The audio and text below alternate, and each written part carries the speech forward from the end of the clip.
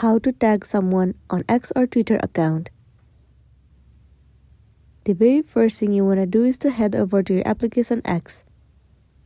Enter your login credential as in your username and the password and log into a specific account. Once you have been logged in, it will land you on this page. Now click on this plus icon at the bottom right corner of the screen.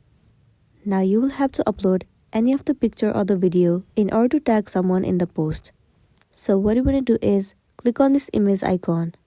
It will open up your gallery. From your gallery, choose any of the specific image or the video that you would like to upload. Let's say for now, this is the video I would like to upload. Tap on Done at the top right corner. Now if you want to tag someone in this video, over here the option of tag people will be visible to you. Click on it. At the very top, enter the username of the person that you would like to tag. Once you have selected their profile, click on Done at the top right corner.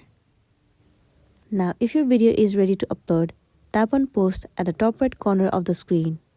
Your video will be uploaded successfully. Not only that, the person will also be tagged successfully. So that's all for today, and this is simply how you can tag someone on X or Twitter account.